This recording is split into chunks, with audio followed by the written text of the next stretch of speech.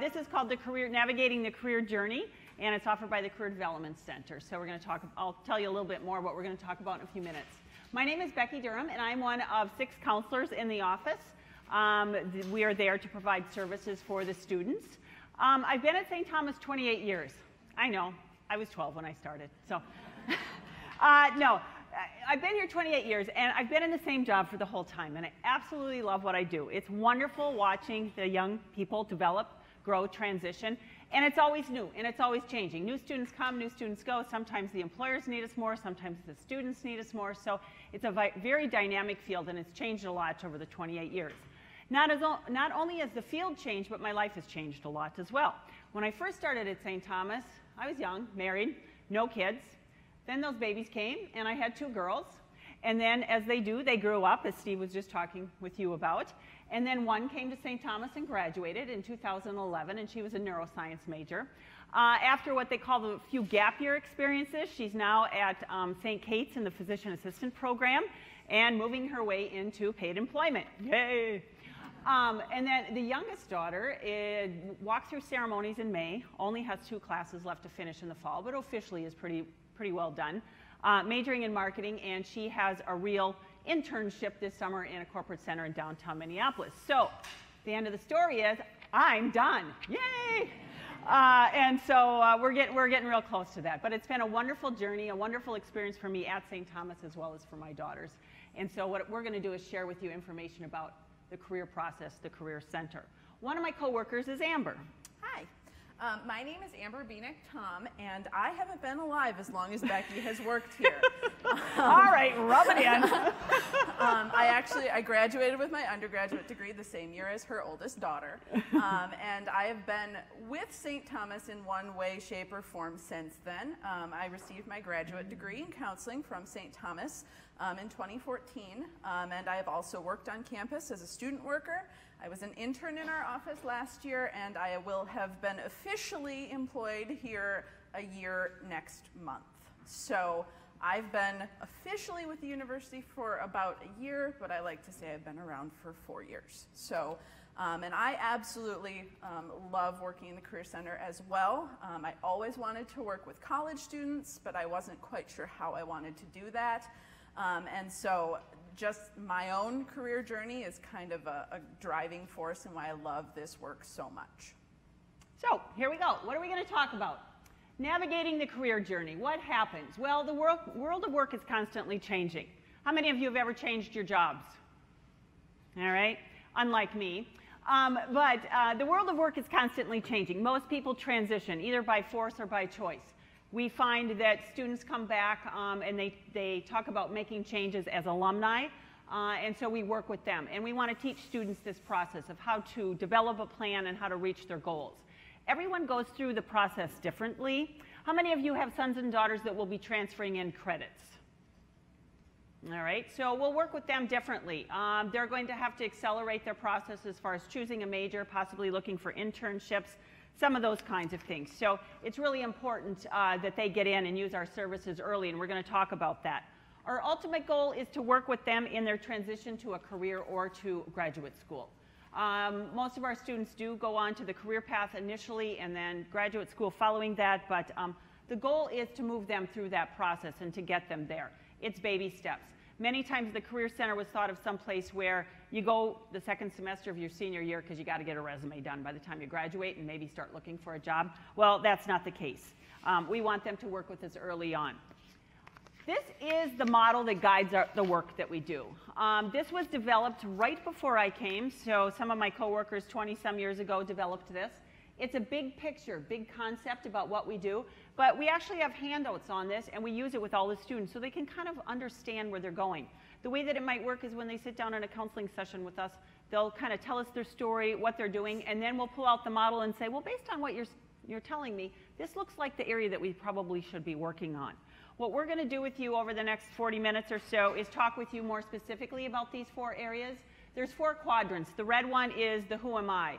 This allows them to go back and be a 2-year-old. It's all about them, me, me, me, and me. So the focus is who am I, what am I interested in, what are my skills, my experiences, my values, and based on that, thinking about how that might relate to some career choices or major choices that they would be making. Then the next part focuses on checking out the world of work. What are the job titles? How much schooling do I need to do this? Who hires these people? What's that job really like? And then another quadrant is what we call the implementation phase. And this is about resumes and job search and networking skills. Sometimes the students don't come in till their junior year, which we don't like, but if they do it, we'll work with them junior, senior year, and they come in and say, here's my resume, I'm writing my resume, can you help me on my resume? The very first question is we'll say, well, what do you want to do? And they look at you and go, I don't know, I'm just writing my resume. Well, then we have to kind of circle back to some of the other stuff and think about what's the career field of interest or what are they looking at. So we'll talk more specifically about some of these kinds of things, but this guides all of the work that we do. The yellow section typically is not used until we're working with alumni or possibly graduate students, because we do work with all graduate students except for the MBA and the law school students. So our office services all students on campus, freshmen through senior year, as well as alumni and graduate students. So the self-assessment piece. Amber's going to talk about that. That is my piece. Yep. So self-assessment, like Becky said, that's where we usually really like to start with students when they come into our office. Sometimes, like she said, they don't always get there right away their first year. But self-assessment is really, really important because it's kind of difficult to move on to some of the other pieces of career development until you've figured out a little bit more about yourself. So who you are, what's important to you, what are your values, what's your personality, what do you want out of life, all of those kind of big questions. And learning more about yourself is really, really important for students, especially as they're starting college. And we offer many different ways for students to engage in this process with us. The most popular one is one-on-one career counseling, scheduling an appointment with us, coming in, sitting down, and like Becky said, talking about themselves. So that is probably the #1 way that students engage in self-assessment with us. Another one is we offer a 5-session non-credit bearing class called Charting Your Career Path. And we typically do this every fall. And this is a group course. I actually teach it with one of the other career specialists. And it's capped at 25 students. So if the student really wants to engage with other people and wants to learn from other students and kind of commiserate with those other students, this is a really great experience for them. And we talk about values, and we do some assessments, and we do a lot of fun exercises. So it's just a different way to do this self-assessment piece. And then speaking of assessments, our office offers a variety of assessments. The two we use most often are a personality assessment called the Myers-Briggs Type Indicator and a interest inventory called the Strong Interest Inventory. So those are two that we use frequently, but we also offer strengths quests, the Campbell, and a variety of other ones for students to engage in. And sometimes that can be a really helpful guiding force. It's never, ever, ever going to give them an answer and tell them what they should be. But it really does help students kind of get perspective, and it helps give guidance. And then, of course, because so much is online these days, we have a very, very extensive website full of all kinds of different resources, from this self-exploration piece to writing your resume to researching careers and employers, and we always encourage students to go and utilize those website resources as well. And our website is also available for any of you to use as well. So it's out there. I would encourage them to use it because it's a really, really great resource and starting point for a lot of this. And then the next thing we have is actually a short video with some stories from students who have engaged in this self-exploration process with us and what it was like for them.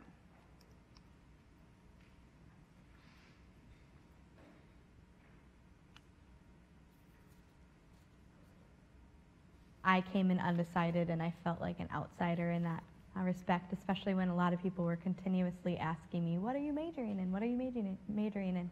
So I really was apprehensive to picking a major and felt a lot of pressure.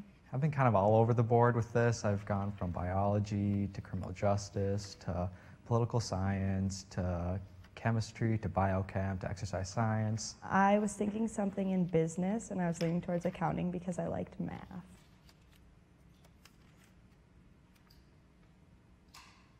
I explored marketing and I sat in on one of the AMA meetings and I was very overwhelmed. Target was the first person that presented there and I was just like, I don't think I could do this.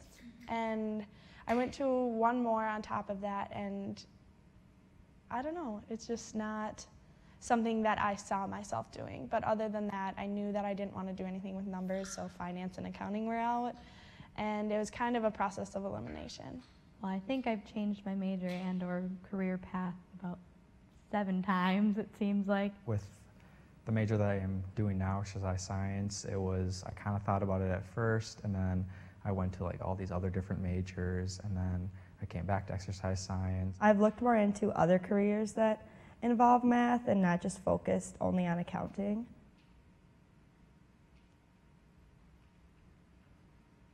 I have an internship this summer, which I'm very excited about, and I just want to gain experience. I have an internship this summer, which will hopefully give me some experience and show me a little bit what is possible for me after school.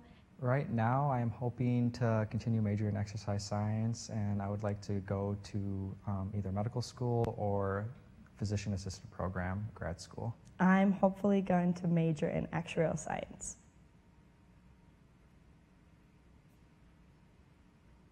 Networking, I know you hear it all the time, but there's a reason why people say that. Take your time and talk to people and allow yourself the room to change your mind. Get involved with the clubs and departments and start getting one-on-one time with professors, and they'll really start to understand and know what they really want to do. I would just say, like, keep your options open and don't feel like your first thought has to be what you actually go for. You have plenty of time to change.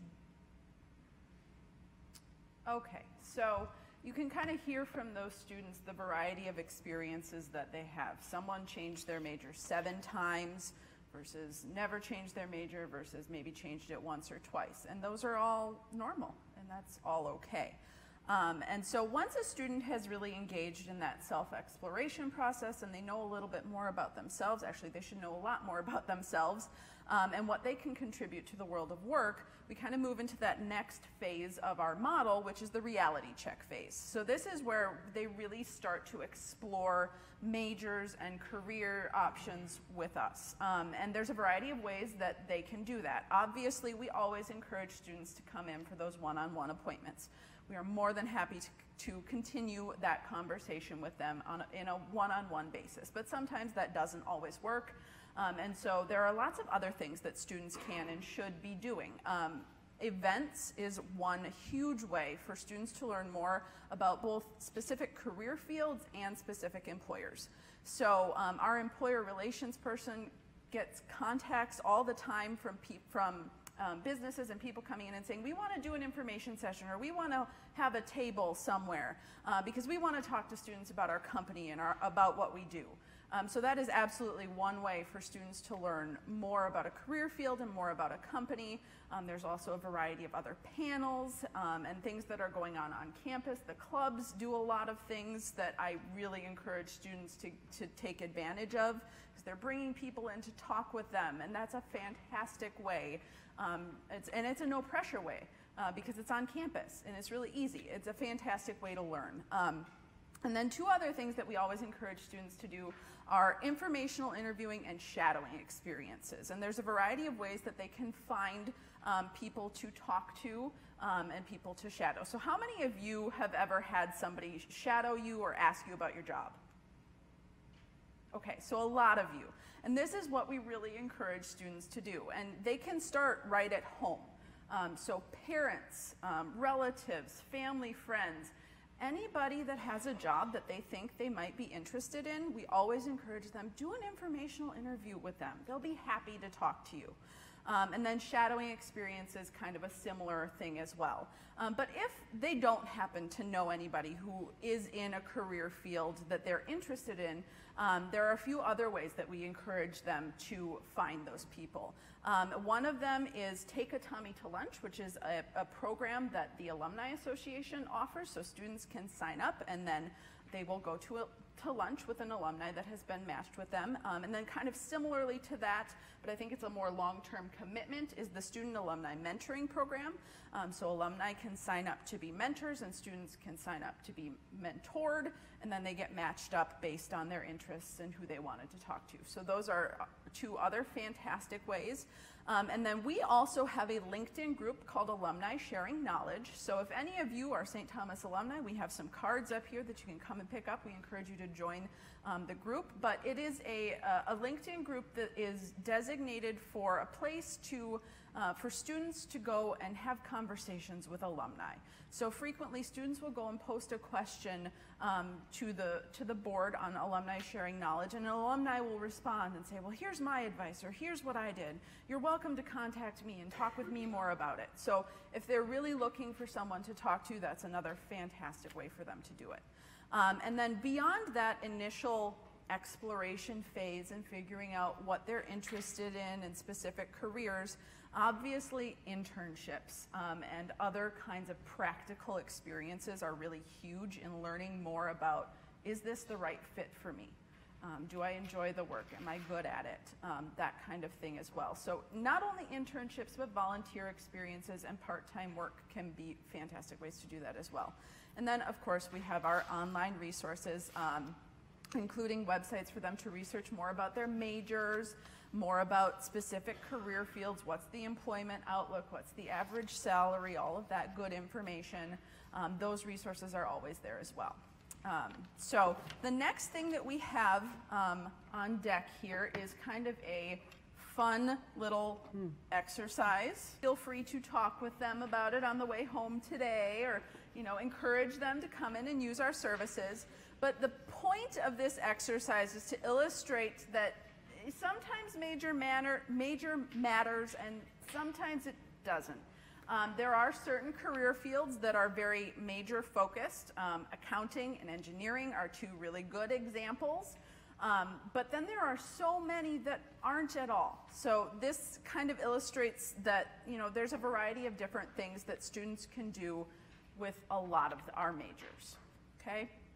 So next, we're moving on to the next module in our model. All right.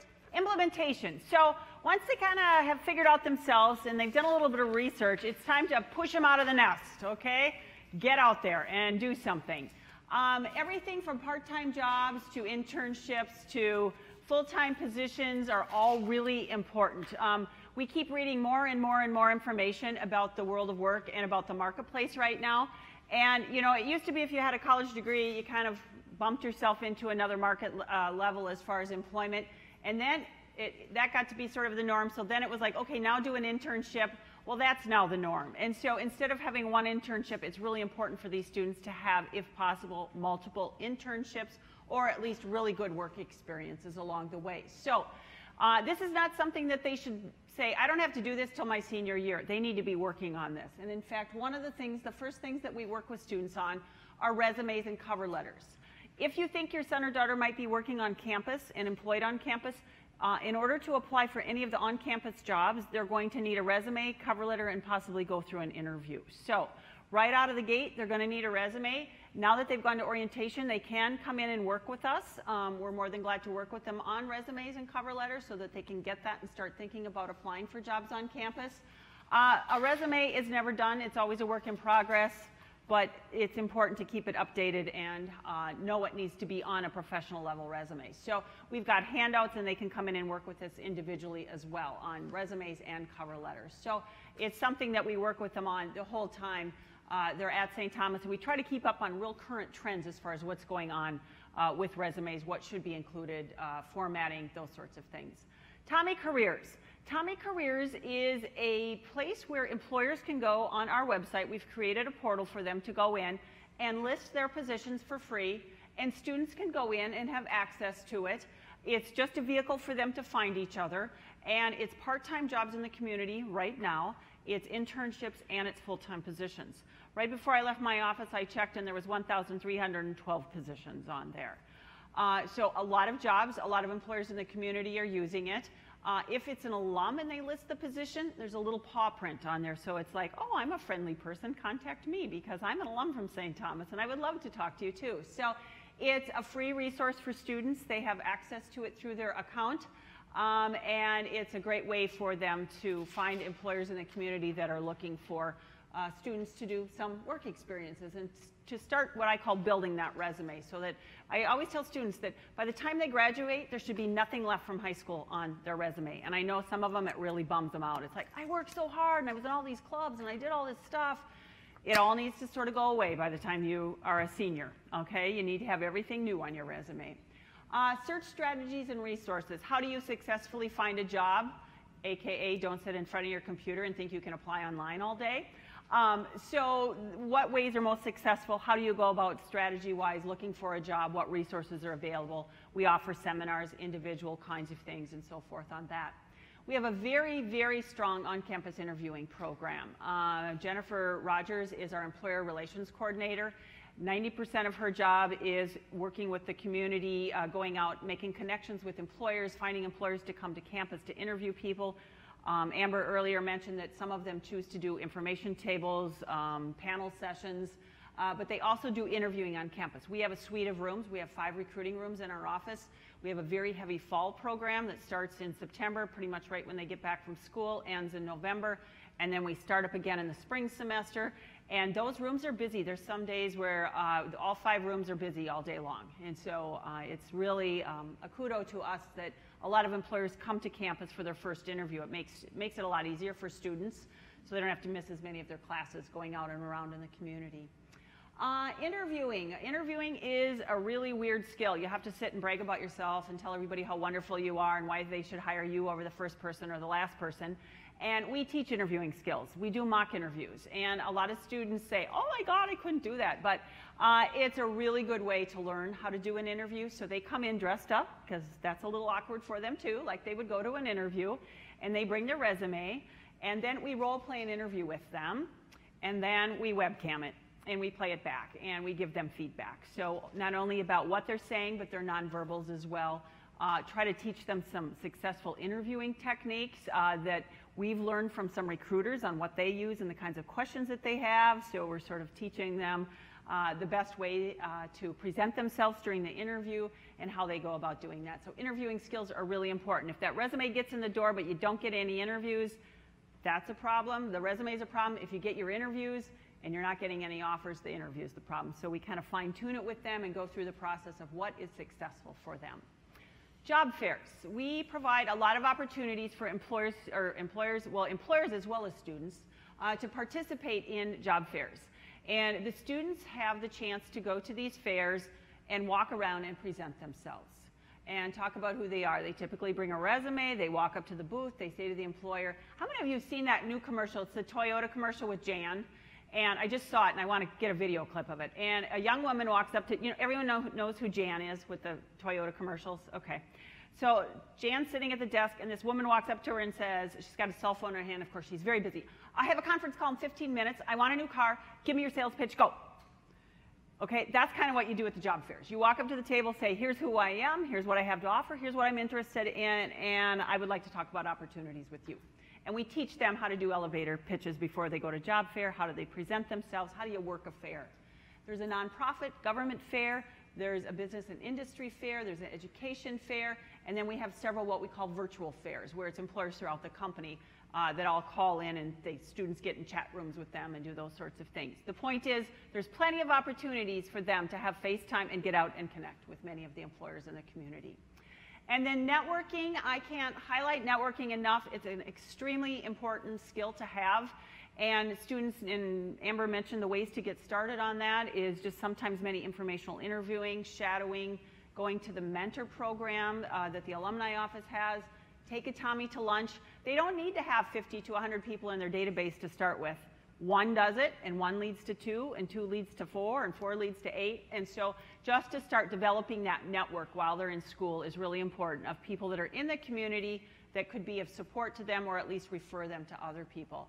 Amber already mentioned the Ask group, but it's used heavily. I don't know, what are we at, over 3,000 people we hit 3,000. in our Ask group, current students and alumni. They're in there, they find each other, they can sort by major, by career field, by companies that they're working for. It's just a phenomenal tool.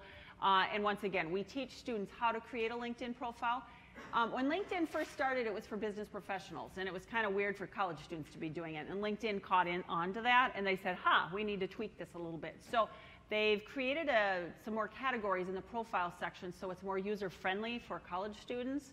So we have become, I wouldn't hesitate to use the word experts, but we know LinkedIn really well and how to use it.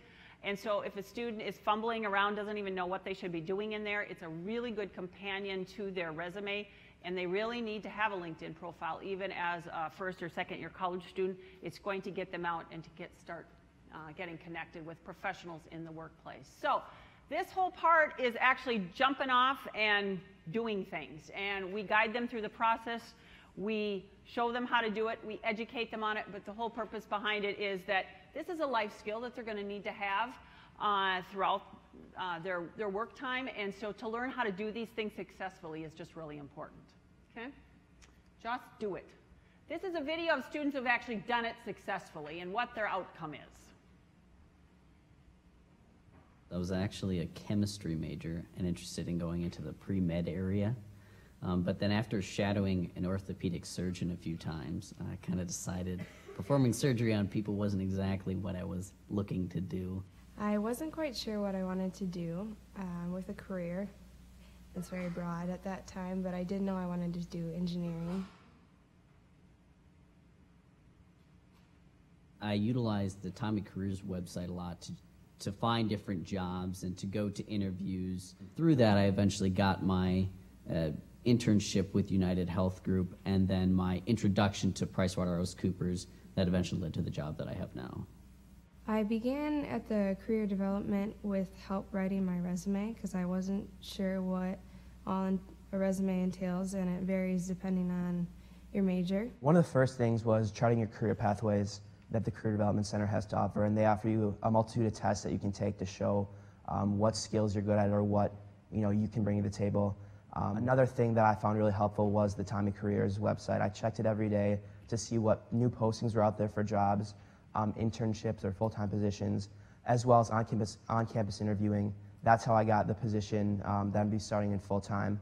Do on-campus interviewing. It's one of the best things that the Career Development Center has to offer. The Career Development Center was essential for me to do well in the interview I had at the U. They helped me prepare for the questions as well as just feel comfortable with the interview process. I had my resume checked out there. I signed up for an on-campus interview seminar, and so I've been getting these interviews through on-campus interviewing. I've used the resume builder. They've really helped with that when I was first getting started and finding a career. But then they also really helped me with my LinkedIn profile just to make sure it was up to date and things like that. And I used Tommy Careers to actually find my internship last summer, and it really helped. I worked at Securian Financial Group, so it was wonderful to have them help me with that experience. But then it also helped me going to the job fair and learning more about what to do at the job fair, how to speak to people, and then that's how I got my target job too. I was asking a lot of questions and meeting with really as many people as I could through asking parents and friends of parents if I could either sit down with them or with people that they know in fields that even slightly interested me. To research what all goes into whatever career path you're choosing, so you're not blindsided by how much work it's going to be in the end, and if you think it's right for your personality and your work ethic.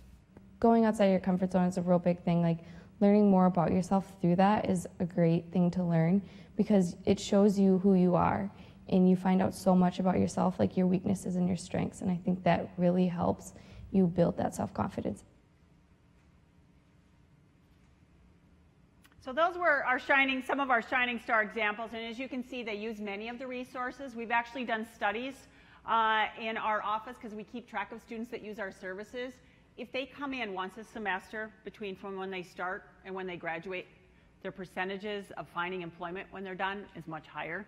So it's just a baby step by step. Instead of trying to do it all at once, just encourage them to come in. So what can you do? Let's see, how much time do we have? We'll just do it this way. What can you do? Here are some things. Of course, listen, they're going to come home. They're going to hopefully maybe talk to you about some things, about what they heard today. As Amber mentioned, they're going through a very similar kind of a session. So when that happens, then remind them our office is available and our services are there. We haven't mentioned it. Our services are free with their payment, your payment for tuition. Or the only thing that we have slight fees for are some of the tests because we have to pay an outside organization for the scoring of those. They range anywhere from about $12, $15 to 20-ish kind of a thing.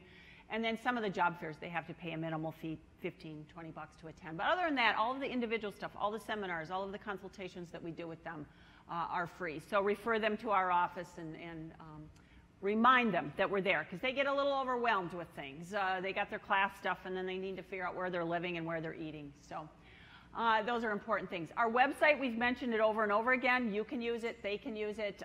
It's open to the public. There's a lot of resources there. Many times, almost every session that I work with a student on, we spend some time on the website. There's a newsletter. I believe it's in your note card that you can sign up to get a parent newsletter. When you turn that in and sign up to be on the newsletter, it's a parent newsletter. It's an email newsletter that comes out once a month. I always write an article in there. It's called the Career Corner, and it's things that are going on in our office that particular month, and it gives you some insight into the resources and services that your son or daughter might have access to. Social media, we are out there on all kinds of social media for the students. We have Facebook page, and we have LinkedIn, and we have Twitter, and Amber does a lot more. Anything else that you can think of? Facebook, LinkedIn, Twitter? We do have Pinterest. We do have Pinterest as well, yep. So we encourage them to join it because we push things out. We push events out. We post about articles of things that are going on, but then as a parent, you could also, if you would like to join any of those, follow us, friend us, any of those sorts of things. Amber already mentioned the Ask group, but if you're an alum, we have a small business note card up here. You can come up and take one. We would like it if you would all join the Ask group to be a resource, maybe not for your own son or daughter, because sometimes talking to your parents isn't really cool. But if you could talk to somebody else's parent, that works just fine. And then posting jobs. Some of you are in HR or hiring capacities at your companies. We would encourage you to post positions on the website that we talked about, Tommy Careers. It is free. Or if you aren't in a hiring capacity, you can grab one of the note cards and take it back to your company and hand it to your hiring person. And you want to, I got one here. There's some here, but we got some of these note cards here. It's called Hire Tommy's, okay, and all of the resources. And Jennifer's name, Jennifer is the Employment Relations Coordinator. So those are the many resources that we have and ways that you can connect with us or remind your son or daughter to connect with us. Okay, so lastly. So the moral of the story is really that we work with students and alumni on a variety of different topics. We meet them wherever they're at, and we're always happy to talk with them. So hopefully this presentation has given you a better idea of what services our office provides. But now we want to open it up for any questions. So if anybody has any questions about our services, feel free to raise your hand and ask.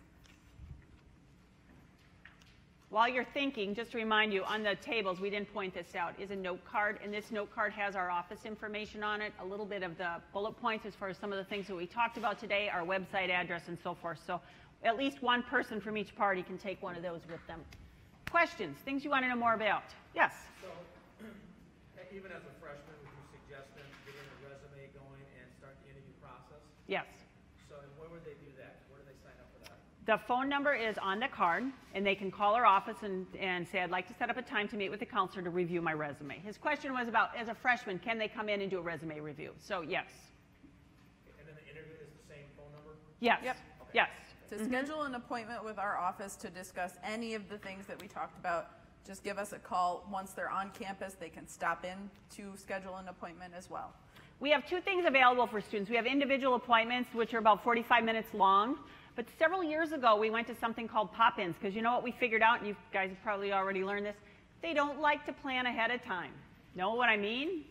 And so we have something called pop-ins. And pop-ins are what we call quick questions, where they can come in and say, I have a quick question. Well, you know what? They're typically not quick questions.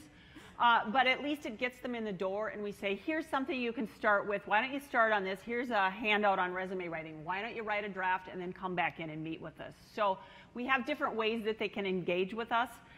If they're auditory learners, we've got some webinars on our website. We've got the handouts that are always available on our website as well. So we do seminars. Yep. So if they want to learn about writing a resume or interviewing skills or cover letters, we offer seminars usually over the lunch hour. So when they should be free, we do that as well. So if that works better for them than trying to schedule an appointment, they can just decide, hey, I'm going to go to that seminar this afternoon. Excuse me, so then how are they finding out about the seminars? those are posted on our website. Right now over the summer, we don't have any. So if you go to our website on the left-hand tab, I think it's still on the left. Yes. There's a button that says seminars and events. Click on that and the list of them will pop up, okay? The other thing is the assessment. Some of you who raised your hand whose sons or daughters are transferring in a significant amount of credits and they're going to need to choose a major like right away because they've used a lot of their generals.